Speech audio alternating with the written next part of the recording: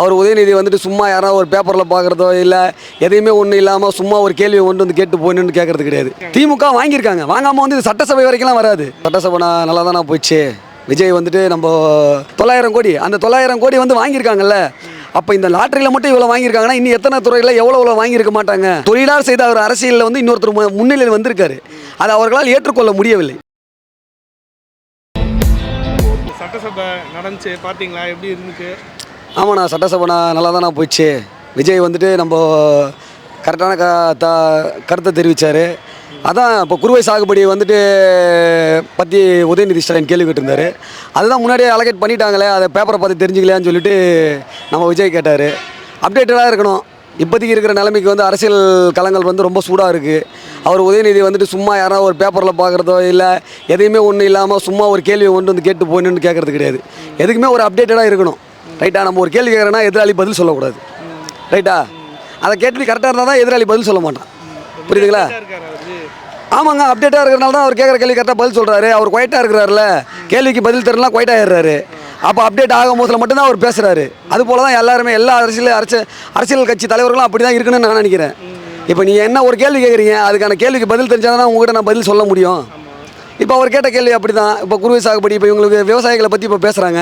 இதுக்கு முன்னாடி 5 வருஷம் ஆட்சி செஞ்சாங்க. விவசாயிகளுக்காக இவங்க என்ன பண்ணாங்க? திமுக என்ன பண்ணாங்க?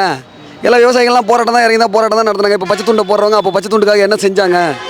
தூய்மை பணியாளர்கள் போராட்டம் பண்ணாங்க, என்ன பண்ணாங்க? ஆசிரியர்கள் போராட்டம் பண்ணாங்க, என்ன பண்ணாங்க? இப்போ திடீர்னு என்ன நானூதியம் வருது? மக்களுக்கு என்ன அவங்க நல்லது செய்யணுன்றதுக்காக பண்ணுறாங்களா, இல்லை இந்த ஆட்சியை குறை சொல்கிறதுன்றதுக்காக பண்ணுறாங்களான்றது தான் அங்கே விஷயமே. மக்களுக்கு வந்துட்டு நல்லது புரிஞ்சு போச்சு, கெட்டதும் புரிஞ்சு போச்சு. ஓகேங்களா? இப்போ வந்து ஒரு குட்டை இருந்துச்சுன்னா அதில் குழப்பி மீன் பிடிக்கலாம். இப்போ தண்ணி தெளிவாக இருக்குது.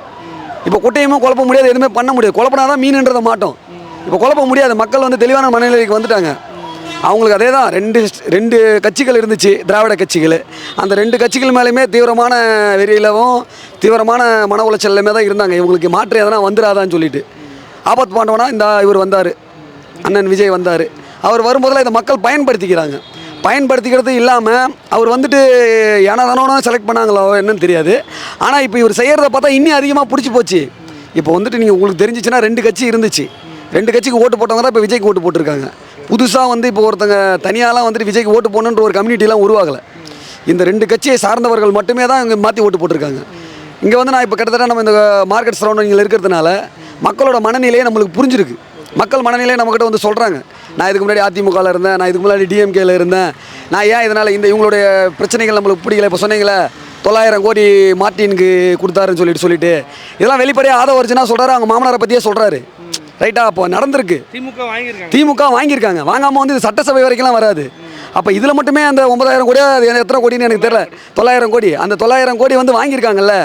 அப்போ இந்த லாட்டரியில் மட்டும் இவ்வளோ வாங்கியிருக்காங்கன்னா இன்னும் எத்தனை துறையில் எவ்வளோ வாங்கியிருக்க மாட்டாங்க மக்கள். அது வந்து வெளிப்படையாக தெரியாதுல்ல. இப்போ வந்து இவர் ஒரிஜினாக சொல்லி தான் நம்மளுக்கு இது தெரிய வருது. புரியுதுங்களா? இதுமாரி வந்து நிறைய விஷயங்கள் இது வந்து இல்லீகலில் இவ்வளோ வந்திருக்கு. லீகலாகவே அவங்க நிறைய பண்ணியிருக்காங்க. ரோடு 13 கோடி ரூபா ரோடு போடாமே ரோடு காசு வாங்கிட்டாங்க. சரிங்களா? ஒரு துறையிலுமே வந்துட்டு ஊழல்கள் இருந்திருக்கு. பார்ட்டி ஃபண்டை பற்றி பேசியிருக்காங்க. இப்போ அந்த சட்டசபை வரைக்கும் இது வர்றதுன்றது வந்துட்டு அவங்களுக்கு அசிங்கம். அது சட்டசபை வரைக்கும் இதை எடுத்துகிட்டு வரக்கூடாது. ஊழல் செஞ்சீங்களா, அந்த ஊழலுக்காக ஒத்துக்குங்க. சரிங்களா? உதயநிதி எப்படி ஒத்துப்பார்? ஒத்துக்கணுன்றது கிடையாது. ஒத்துக்கலனாலும் இடி ரைடு வந்து அவங்கள பிடிச்சிரும். அது பிடிக்காமலாம் ஒன்றும் இருக்காது. நான் என்ன சொல்கிறேன்னா, இதுக்கப்புறம் தூய்மையான அரசியல் பண்ணுங்கள். இதுக்கு முன்னாடி அரசியல் எப்படின்னு கேட்டிங்கன்னா, அதாவது என்ன சொல்கிறது, யார் ஊழல் பண்ணுறதில்ல பெரிய ஆளுன்ற மாரி அரசியல் போயிட்டு இருந்துச்சு. இப்போ ஊழல் பண்ணக்கூடாது. ஓகேவா? இப்போ யார் மக்களுக்கு நல்லது செய்கிறாங்களோ அவங்களுக்கு தான் மக்கள் ஓட்டு போடுவாங்க. இப்போ மறுபடியுமே மக்கள் மனநிலை எப்படி இருக்குன்னா, இவங்களை வந்து திட்டணும் அடிக்கணுன்ற நிலைமை கிடையாது. நீங்களும் திருந்துங்கன்றது தான் அங்கே விஷயமே. இப்போ ஒன்று என்ன உதயநிதி அண்ணன் வந்து எனக்கு என்ன இதுவாக என்ன அவர் மேலே எனக்கு ரிவெஞ்சாக என்ன இல்லை வஞ்சகமாக என்ன எனக்கு அவரும் நல்லது செய்யட்டுமே. இவ்வளோ நாள் சம்பாரிச்சது போதில்லை. ஒரு மனுஷன் வந்து ஒரு சாப்பாடு தான் போதுன்னுவான். ஓகேவா? அளவுக்கு மீறி சாப்பிட நோய் தானே உருவாகும். அளவுக்கு காசுமே அதுதான். தேவைக்கு பணம் இருந்தால் போதும். நீ வீட்டில் அந்த காசை சேர்த்து வச்சு சொத்தை சேர்த்து வச்சு என்ன பண்ண போகிறீங்க?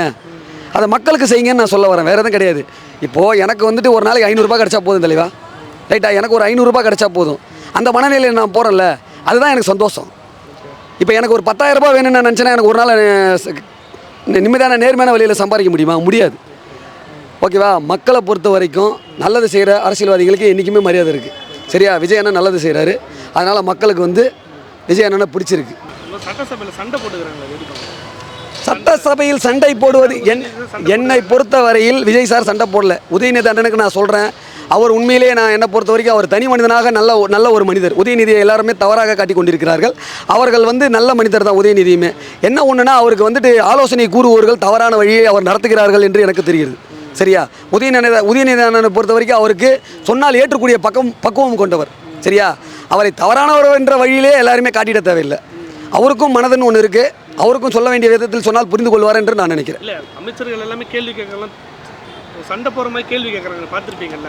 ஆமாங்க. இப்போ ஒரு நான் தெரியாமல் ஒரு விஷயம் கேட்குறேன், சொல்கிறது ஒரு நிமிஷம் கேளுங்க. உங்கள் தொழிலில் ஒருத்தர் போட்டிக்கு வந்தால் நீங்கள் 2 பேர் மைக்கை பிடிச்சிட்டு இருக்கீங்க.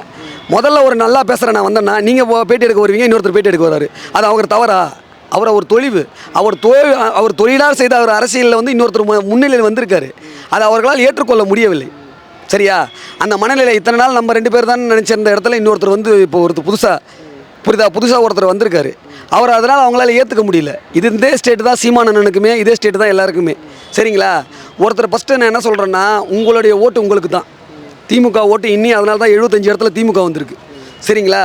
அதுமாதிரி எல்லா இடத்துலையுமே அவங்களோட ஓட்டு அவங்களுக்கு தான். இதில் ஓட்டு வித்தியாசங்கள் ஒன்றும் அதிகம் கிடையாது.